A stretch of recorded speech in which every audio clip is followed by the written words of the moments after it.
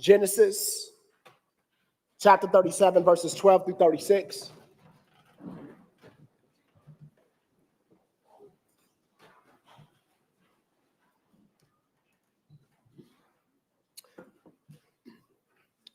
There's a lot of verses here, so I'm going to read swiftly, but don't worry, we're going to walk through it. It reads as such. Then his brothers went to pasture their father's flock in Shechem. Israel said to Joseph, Israel, a.k.a. Jacob, a.k.a. their father, said to Joseph, remember, Joseph is his favorite son. Are not your brothers pasturing the flock in Shechem? Come and I will send you to them. And he said to him, I will go. Then he said to him, go now and see about the welfare of your brothers and the welfare of the flock, and bring word back to me. So he sent him from the valley of Hebron, and he came to Shechem. A man found him, and behold, he was wandering in the field, and the man asked him, what are you looking for? He said, I'm looking for my brothers. Please tell me where they're pasturing the flock. Then the man said, they have moved from here, for I've heard them say, let us go to Dothan. So Joseph went after his brothers and found them at Dothan. When they saw him from a distance, and before he came close to them, they plotted against him to be put to death. They said to one another, here comes this dreamer. Now then, come let us kill him and throw him into one of the pits, and we will say a wild beast devoured him. Then let us see what will become of his dreams. But Reuben heard this and rescued him out of their hands and said, let us not take his life. Reuben further said to them, shed no blood. Throw him into this pit that is in the wilderness, but do not lay hands on him, that he might rescue him out of their hands to restore him to his father. So it came about when Joseph reached his brothers that they stripped Joseph of his tunic, the colorful robe, the very-colored tunic that was on him. And they took him and threw him inside the pit. Now the pit was empty without any water in it. Then they sat down to eat a meal. And as they raised their eyes and looked, behold, a caravan of Ishmaelites was coming from Gilead, with their camels bearing aromatic gum and balm and myrrh on their way to bring them down to Egypt. Judah said to his brothers, what profit is it for us to kill our brother and cover up his blood? Come, let us sell him to the Ishmaelites and not lay our hands on him, for he is our brother, our own flesh. And his brothers listened to him. Then some Midianite traders passed by, so they pulled him up and lifted Joseph out of the pit. Right now, Midianite and Ishmaelite, they mean one and the same thing. They're not really the same thing, but right now the author is using them interchangeably. So don't let that confuse you. Then some Midianite traders passed by, so they pulled him up and lifted Joseph out of the pit and sold him to the Ishmaelites for 20 shekels of silver. Thus they brought Joseph into Egypt.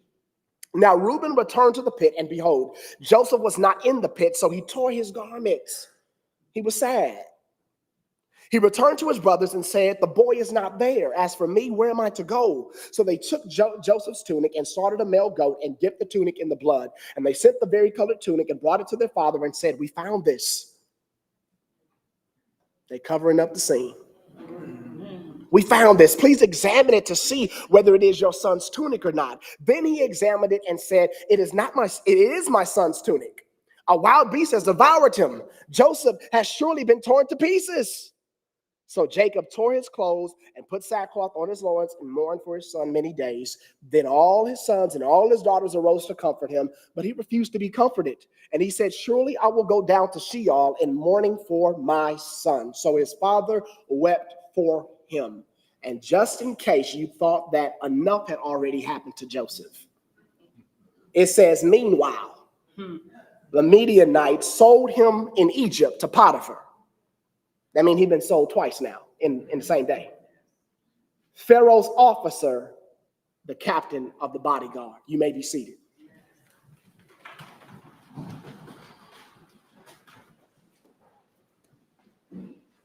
Last week, when we started the series and we went through verses 1 through 11, the title of the message was, I Have a Dream. Thank you, D. I have a dream. Today, I want to tag this title to this text. This is not what I dreamed.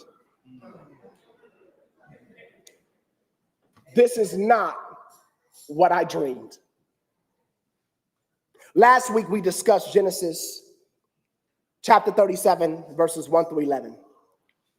There we learned how God had given Joseph a couple of dreams where his mother, his father, and his 11 brothers would all bow down to him. In those first 11 verses, we learned how much his brothers hated Joseph and how much they were jealous of the dream that God had gave him. Our text picks up this morning in verse 12, where his brothers had gone out to a place called Shechem to take care of the flock, to take care of the sheep. Jacob, Joseph's father, sends Joseph out to check up on his brothers. There seems to be a regular occurrence between Jacob and Joseph. Because last week, if you remember, we learned that Joseph was a snitch. We learned that Joseph was a tattletale. We learned that Joseph had no issue, no problem going back and telling daddy a bad report about his brothers. Come to find out, we learned inside of this text this morning that Jacob, he's sending Joseph out to give him a report. So Joseph, he goes to Shechem to look for his brothers, but when he gets there, he can't find them. Joseph is wandering around, and apparently a man sees him wandering around, and so the man goes over to Joseph and says, "Hey, what you looking for?" And Joseph, he responds, says, "I'm looking for my brothers. Do you know where they went?" And the man, he says, "Well, they're not here, but I did hear them say something about going over to Dothan." And so Joseph, he heads to Dothan, and the text says that when his brothers saw Joseph from a distance, they begin to plot to kill him. Joseph's flesh and blood, people that have known him his whole life, people that he lives with, people that are the closest to him, his own family, y'all, is plotting to kill him. While Joseph is still some distance away, the brothers, they say to each other, "Here comes the dreamer." And I can hear them giggling to each other. You know, the one that said that he dreamed that we were going to all bow down to him. They say, "Let's kill him, throw him inside of the pit, and let's cover it up by saying that a ferocious animal devoured him. Then let's see what happens to that dream." But the text says that big brother Reuben, the oldest brother, stops them from killing Joseph and convinces them to simply throw him inside the pit so that he could come back, get him out of the pit, and take him back home to daddy. I don't want you all to miss this, but God's moving here. I want you to catch this. Reuben is Joseph's oldest brother. Somebody say oldest brother. Reuben is Joseph's oldest brother. And we learned last week that when you are the oldest brother in biblical days, you received a birthright or a blessing. That birthright meant that you were going to receive a double inheritance from daddy. It also meant that you were going to become the patriarch of the family. If Jacob was to die, Reuben would have had authority over his brothers. But Joseph, catch this now, y'all. Joseph is not dreaming that Reuben is going to have authority over his 11 brothers. Joseph is dreaming that he is going to have authority over his 11 brothers. What are you trying to say, Pastor? If there were any brother out of the 11 that would have had the greatest motive to want to take Joseph out, if there was any brother that had the greatest motive in order to kill Joseph, it would have been Reuben. But because my God is just that good, God moves upon big brother Reuben's heart. And instead of big brother treating Joseph like competition to be eliminated, he treats Joseph with compassion and with love. Somebody say, only God can do that. Only God can do that. If that's not enough, family, for you to catch just how much God can work on somebody's heart. What gets me about this, Dad, is that Jacob, their father, stole the birthright from his oldest brother. And if Reuben knows anything about what daddy did to his brother, then that means that Reuben, who is the oldest son, knows very well that daddy has no problem in taking what's mine and giving it to a younger brother. And yet Reuben, out of all the 11 brothers, is the one that God uses to stand up and save Joseph's life, knowing that he's daddy's favorite. Somebody say, only God can do that. So after Reuben convinces his brothers not to kill Joseph, he finally arrives in verse 23. When he arrives, the text says they stripped him of his colorful robe. Remember, the one that daddy gave him because he was his favorite. They stripped him of his colorful robe and they threw him inside the pit. And then after that, they had lunch. It says they ate a meal. So during lunch, they saw some Ishmaelites or some Midianites traveling along, and another brother named Judah comes up with the bright idea and says, yes, let's not kill him. Instead, let's sell him into slavery because he is our flesh and blood. I guess that's what you do to your flesh and blood. We don't want to kill him, but let's sell him into slavery because he's our brother. So they sell Joseph into slavery, and Reuben, he must not have been at lunch with them, because the text says that he goes back to the pit in order to save Joseph, but when he gets there, he's not there. So he goes back to his brothers and confronts them about it. But it seems like that they all want to play like they have amnesia, like they don't know what happened. By the time we get to the end of the chapter, the Ishmaelites that bought Joseph for 20 pieces of silver, they take Joseph and they sell him to a man named Potiphar.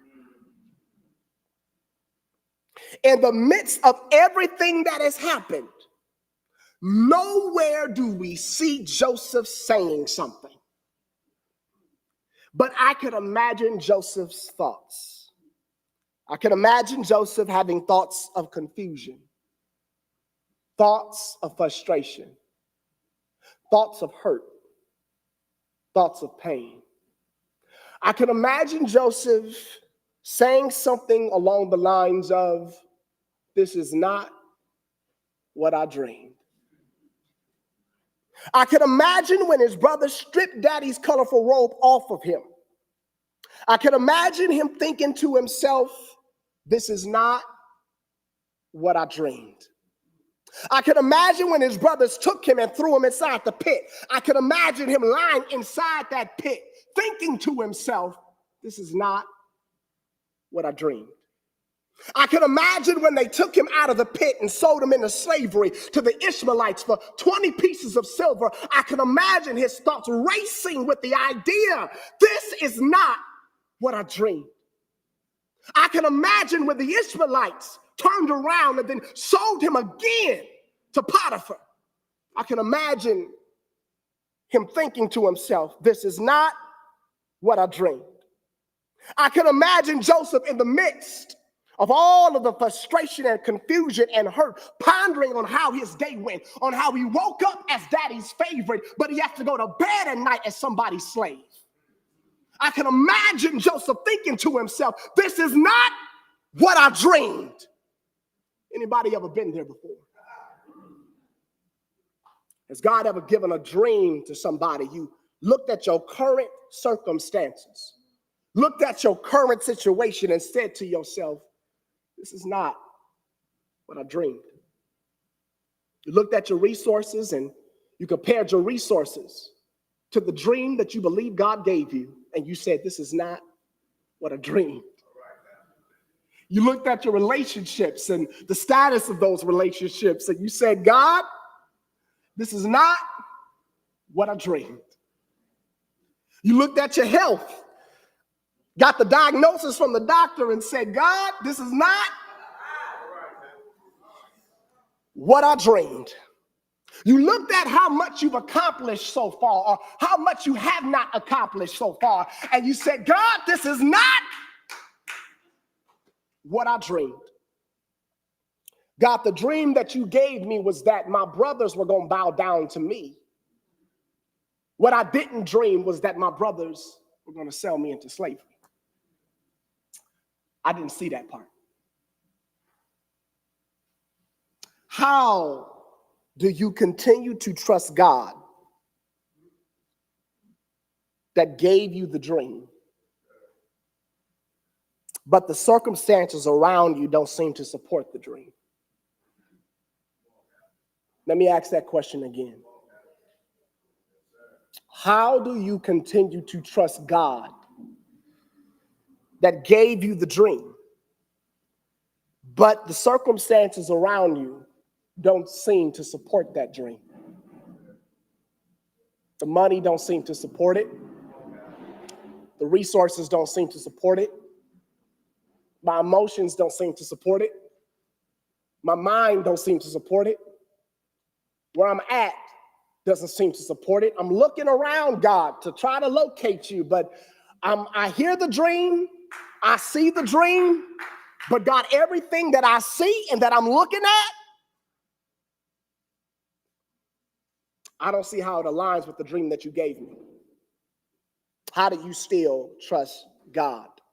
I want to give you 3 different things and then I'm done. Number 1, trust God, not the dream. Let me say that again until it gets inside of your soul. Trust God, not the dream. It is habit for some of us to take hold of a dream that God gave you. And even though you know that it came from God, somewhere down the line, we get sidetracked. And we end up making the dream an idol. You wake up for the dream. You go to sleep thinking about the dream. You consume all of your time and energy around the dream because you're trying to accomplish the dream. Sometimes the dream you make even more important than the one who gave you the dream.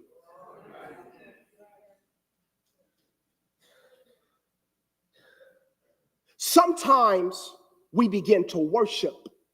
No, we don't use these words, but our actions, that's exactly what's happening. We are worshiping the dream more than we're worshiping God.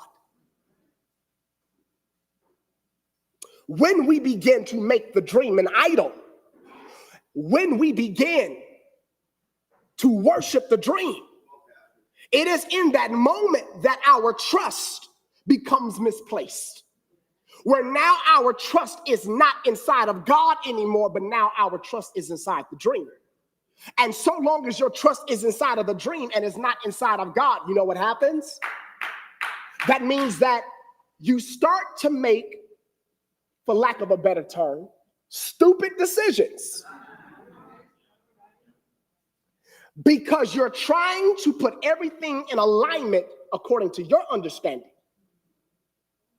according to the dream that God gave you. So instead of trusting that God is that big, you think small, and because in our small, finite mind, we don't see how this situation is going to lead to that dream. Because we cannot draw the line from our present circumstances to the dream that God gave us, we start to mess things up. Abraham is a great example of both sides. He's a great example of what it looks like to put your trust inside of the dream and not God, but he's also a great example of what it looks like to put your trust in God and not the dream. Let me walk it with you. Abraham, FYI, that's Joseph's great-grandfather. Abraham is given a dream. God goes to Abraham at the age of 75 and says, I want to make you a father of many nations. There goes the dream. The dream is, I'm going to make you a father of many nations. He has no son at this point. Here's his circumstances, though. His wife, Sarah, she's barren. She is beyond the years of childbearing. That is their circumstances. And because they're staring at their circumstances, they begin to put their trust in the dream and not God.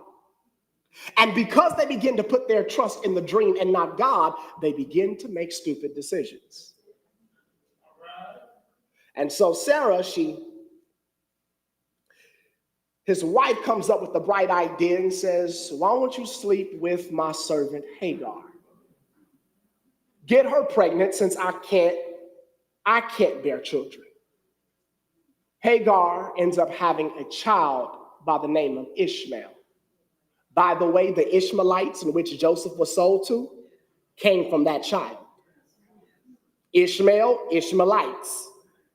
See the connection? She has Ishmael, and now Hagar begins to walk around the house like she owns it. Sarah can't stand it. As you've heard me preach about this particular passage before, last year, now Abraham has to deal with a whole bunch of baby mama drama. It was Sarah's idea, but now she's mouthing off at Abraham because he listened to her.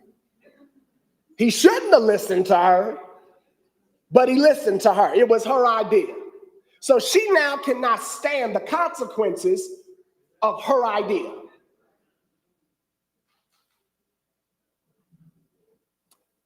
Because Abraham and Sarah put their trust inside the dream and not inside of God, they could not see beyond their circumstances.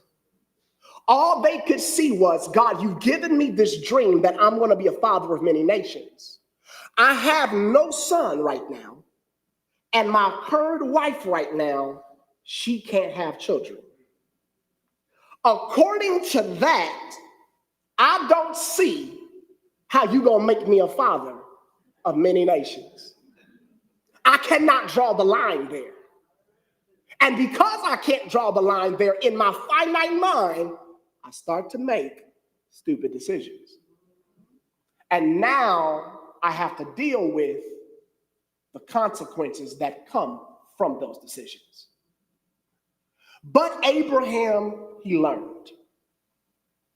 As the story unfolds and we fast forward to Genesis chapter 22, you will find that Abraham and Sarah has a son by the name of Isaac.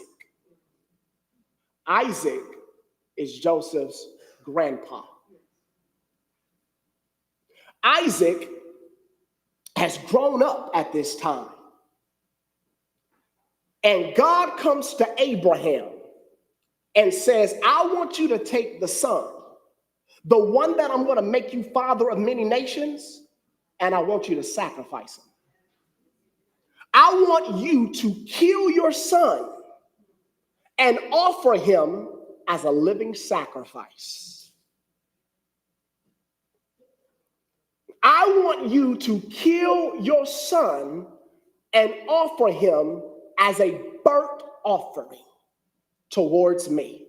And so Abraham, he starts readying everything. He gets the donkey together. He gets all the materials, the wood, the rope, the fire that he needs. He gets his knife and he gets a couple servants to go with him. And he takes Isaac and they head up the mountain. He begins to build the altar. And after he builds the altar, he takes the wood, he lays it on the altar. Then he takes his son Isaac and he lays him down on the altar. He begins to tie Isaac onto the altar so he can't move or run away. And now Abraham, he takes his knife and he begins to get ready to kill his son. And God stops him. He says, hold on, Abraham. Hold on. I see now that you fear me. I see now that you understand not to put your trust in the dream. But now you understand to put your trust in me.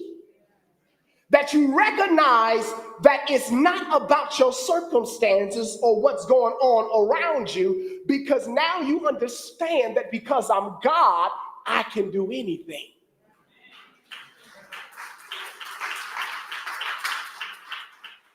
And the Bible says that when Abraham looked up, he saw a ram in the bush. And he took that ram, took Isaac off the altar, laid that ram on the altar, and offered the ram as a sacrifice towards God. And what he called that place was the Lord will provide. Somebody came this morning just to hear that. That despite your circumstances, despite what you're going through in your life right now, all you come to hear today is that the Lord will provide. I can't see the resources, but the Lord will provide. I don't know how this gonna happen, but the Lord will provide. I can't draw the line between where I'm at to where you want me to go, but I know that the Lord will provide.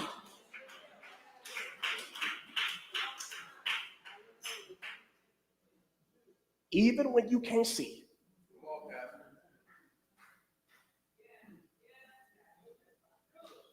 You got to believe that the Lord will provide.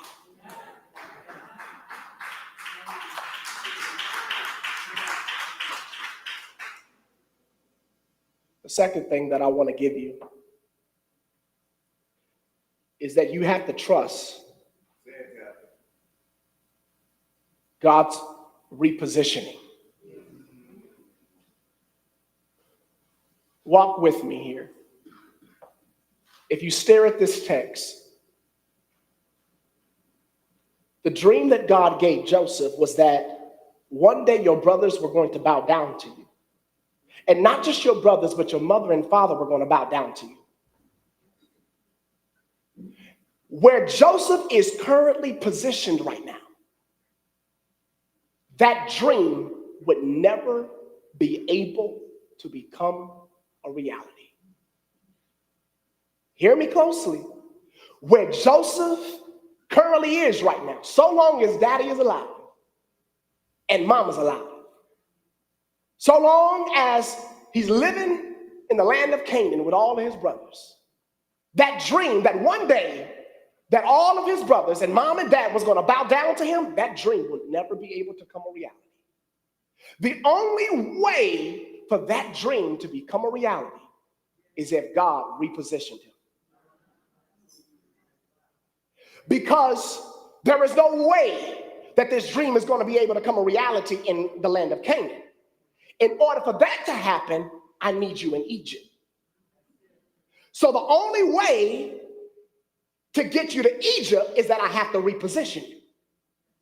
And so God, even though Joseph has to go through being in a pit, losing this robe that daddy made him, being sold to the Ishmaelites, and then being sold to Potiphar's house, by the time you get to the end of chapter 37, he's in Egypt. Yes, he goes through a lot of pain. Yes, he goes through a lot of confusion and frustration. Yes, there's a lot of hurt that's there. Yes, his brothers are the one that did that to him, but he's in Egypt. Here's the issue. Some of us, it's so hard for us when we're on this road to purpose because we think that repositioning is never supposed to hurt. All right. Sometimes, especially when you are in a good place, you're comfortable. I'm at home. I'm daddy's favorite son. I'm walking around with a colorful robe. I got it made. Daddy is sending me out to report on my big brothers. I might end up getting daddy's birthright. I got it made. Sometimes when you're sitting in those positions, if God was to ask you to leave, you wouldn't. Let me say it a different way. If God asked you to reposition yourself on your own, you wouldn't because you're comfortable. And so in order to sometimes reposition you to where he needs you to be, sometimes, unfortunately, God has to allow some form of suffering to happen in order to move you to where he needs you to go.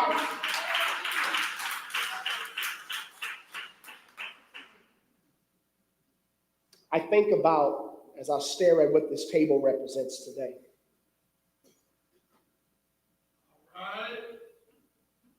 that there was a dream. There was a dream that one day he would send his son to die on the cross for our sins. It was a dream because he gave us commandments and we couldn't follow them. He gave us kings and we still couldn't follow them. He gave us prophets and we still couldn't follow them. He gave us judges and we still couldn't follow them. He sent person after person after person in the Old Testament and we still couldn't follow them. But then he sends his son Jesus. I want you to think about this though. Jesus, who was being worshiped by legions of angels, had to reposition himself. And he had to step down through 42 generations, walk among us, take an old rugged cross, march up a hill called Calvary. He had to position himself on the cross, take our nails in his hands, take our nails in his feet, take a crown of thorns on his head. They put spears in his side, and he died for our sins. Sins that he did not commit, but sins that we committed.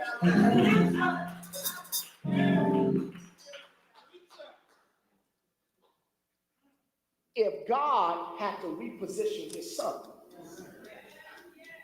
in order to fulfill history,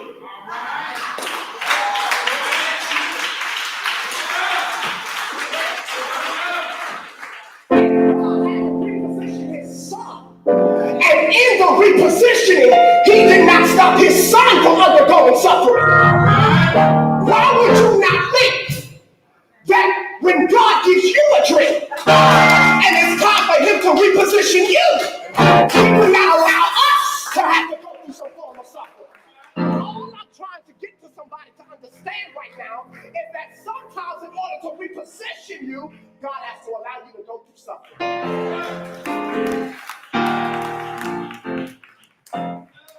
You would have never moved to California had not that happened.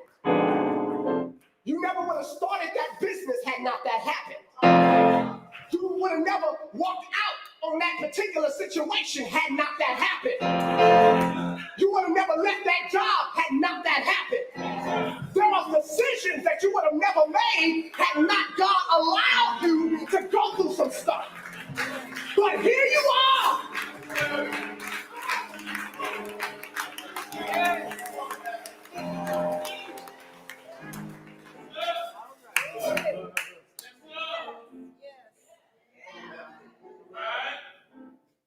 Lastly, how do we trust God when he gives you a dream and your circumstances don't seem to line up with that dream? You have to trust God's sovereignty.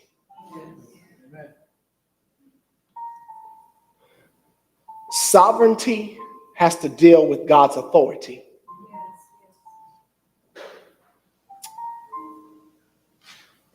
Sovereignty means that God can do whatever he wants to do, when he wants to do it, and how he wants to do it.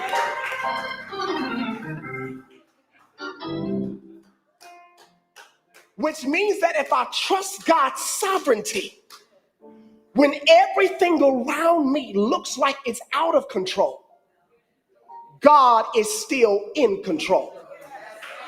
And there might be somebody here today that came to hear that when you look all around you and all you see is chaos, all you see is things that are out of control. Your mind is out of control. Your emotions are out of control. Your finances are out of control. The government is out of control. When everything you look around you, it seems to be out of control, you need to understand that when you trust the sovereignty of God, that means that even when all of those things are out of control, God is still in control.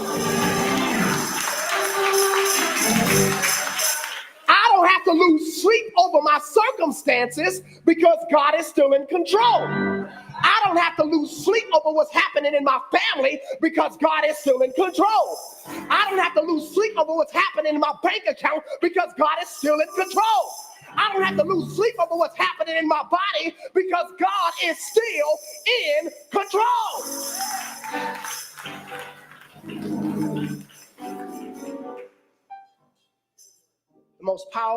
One of the most powerful verses that I know that has helped me to understand this truth is Romans 8:28.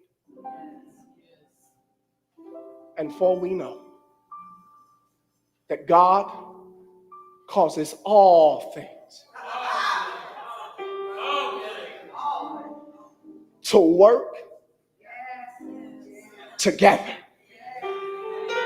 for good to those who love God and those who are called according to his purpose. If I can break this down to you just really quick, put that verse back on there for me, please. That last part, for those who love God and that are called according to his purpose. See, last week's sermon, is it God initiated? Which means that this only works if you're called to his purpose and not your own. But this is the sovereignty of God, that he causes. That God causes. That word cause, even before you got to all, we're going to get there in a minute. But before you even get to all, just the fact that God causes, you can stop right there, because that word cause means that God is the reason it's going to happen. God is the reason it's going to happen. And when I look at God's resume on all the things that God has caused, when I see how he caused the world to be in existence, when I see how he caused man and woman to be in existence, when I see how he caused birds to fly in air, when I see how he caused clouds to float inside the sky, when I see how he caused cows to be able to eat green grass and give white milk, when I see how he caused everything that we see inside of life today, I now can trust the fact that if God can cause that to happen, surely no matter what my circumstances are, God can cause that to happen. God is the reason it's going to happen. But then somebody said that God causes all, that he causes all things.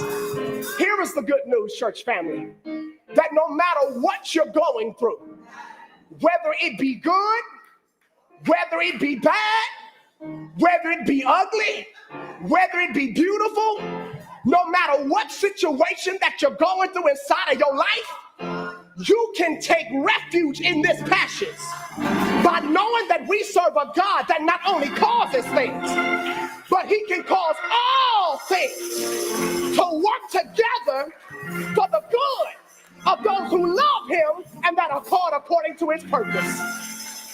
You can trust God's sovereignty. What did we learn today? We learned to trust God, not the dream. To trust God's repositioning and to trust God's sovereignty. Let us stand.